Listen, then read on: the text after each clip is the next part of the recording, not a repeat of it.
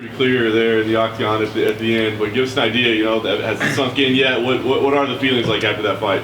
Oh man, it's huge. I went through a lot this training camp, just a lot of like medical stuff, just a lot of personal stuff, and it's a hard 8-week camp getting ready for court. He's so tough, and I put myself through a lot this training camp just to make sure I was ready, and it's so much different. Like in my head, it's a fight, but being in the UFC and just feeling that cage and all those people, even though most of them were my people, it was still like my nerves were through the roof, but I just knew I had to go in there, and even if I hurt Court, I knew I had to keep my composure and just keep doing what I was doing, because he's so tough and durable. He's only been finished one time in his career, and I think I did a good job, and I'm just happy to be here and show the world what I can do, and that's just a taste. Once I get comfortable in here, a lot of 170-pounders are gonna have a problem. I was going to ask you how you thought the fight was unfolding, because your reputation has preceded you. Everybody knows what you've accomplished on the regional scene, but you step in there with, as you said, a very, very durable dude who was coming at you all the way to the very end. So how did you feel the fight was unfolding?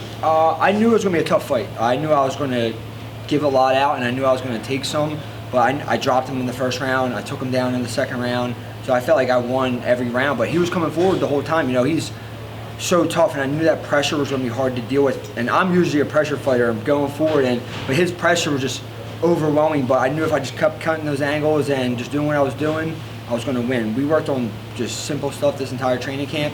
I stuck to it, and I got the win, and I'm here now, so it's exciting. Well, I'm curious, where do you see your career going? Because when you're a newcomer and you come in against a guy that experience, and that proven of a track record, do you slip back to another guy that's making a debut next time? Do you move forward? What do you think? When the UFC gave me this matchup, I was excited because they knew that I was serious. They wouldn't give me Court McGee if they knew I wasn't serious. Either they wanted to test me or whatever it was.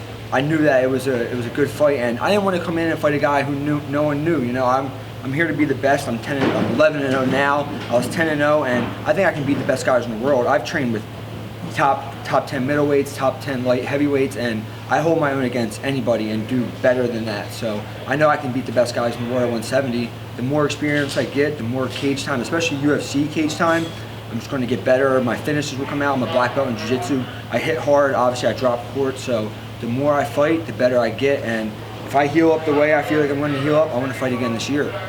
And obviously, Sean, you had a delay in your debut. You're supposed to fight earlier, and there was a lot of misinformation out there. Can you clear up some of that? Because I saw on social media you were kind of like there was a lot of just bad reports out there as to why that was all delayed. Yeah, people were saying that I failed a USADA drug test, which is completely false. Yeah. I have 7 past USADA drug tests.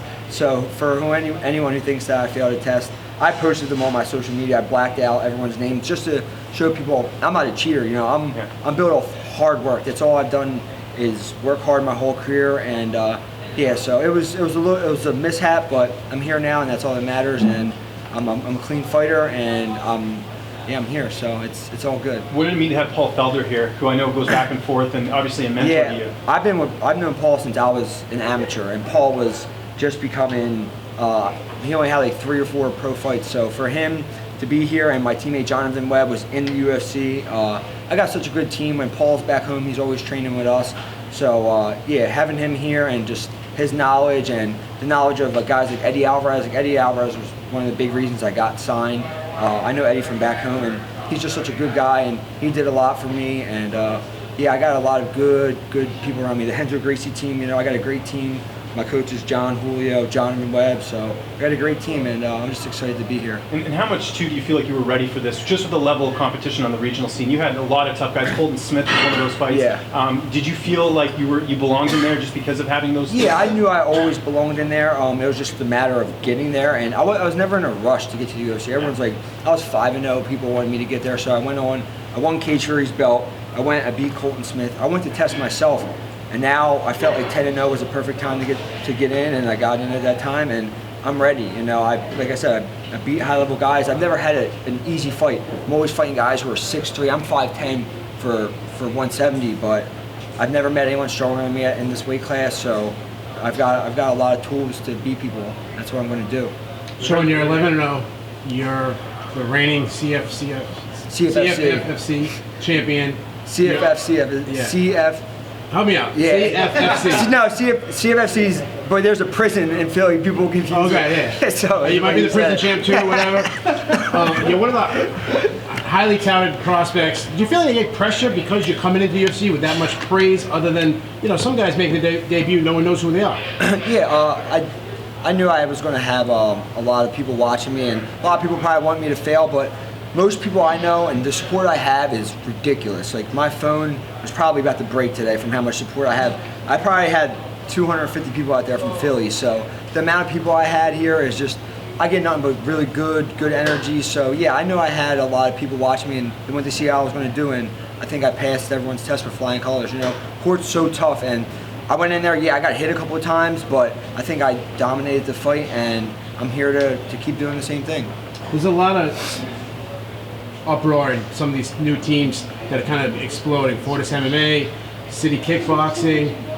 I've noticed that Renzo Gracie Phillies is starting to produce some really good from you, Jeremiah Wells, a lot of guys. Yeah, well, how soon until we start seeing 7, 8, 10 guys from your team? They're there. They're just getting between Daniel Gracie, who's a real Gracie. He's Renzo's cousin. I have the best jiu-jitsu coach in Philadelphia. I think on the East Coast besides Renzo. We have Renzo in New York. We have such a good team, especially out of Philly. We have our striking coach, John, who's he's a diamond in the rough. No one even knows about him, but people will know, just like you said, City Kickboxing, all those guys are blowing up. Our team's just going to do the same thing. We have Paul Felder when he's home, Jonathan Webb. We have guys fighting for Bellator, all these other organizations. So we got a lot of good guys, and the more exposed, the more they fight, the bigger it's going to get. We heard it at the open workouts. There was a huge crowd behind you. Obviously, it's your guys, but I feel like Boston in general has supported you throughout this fight as well. What was that like, being a Philly guy coming to Boston and getting the support that you got tonight? Yeah, it was big, man. That's why I had the American flag, the Irish flag. I'm almost 100% Irish. I love my Irish heritage, and Boston's just it's right here. I would have loved to fight in Philly, but Boston was the next best thing. So I had them behind me, and it was huge. I just got off the phone with my girlfriend. She said all the Boston people were going nuts. So it has to do with your last name? Yeah, well, it probably has a big thing to do with that. I know when I got on stage and my people were cheering Brady, Dana gave me a nice little smile. So I think he likes my last name. So that's pretty cool too. Is there anybody because of the delay, and you just got your first win? Obviously, you don't want to rush into anything in this fight, but do you want to just try to get as many fights in as possible at this point?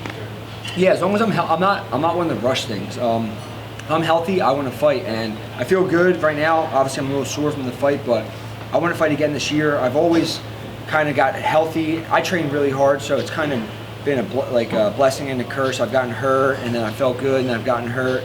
But if I can stay healthy, I want to fight 3-4 times a year. So I've only got 2 in this year.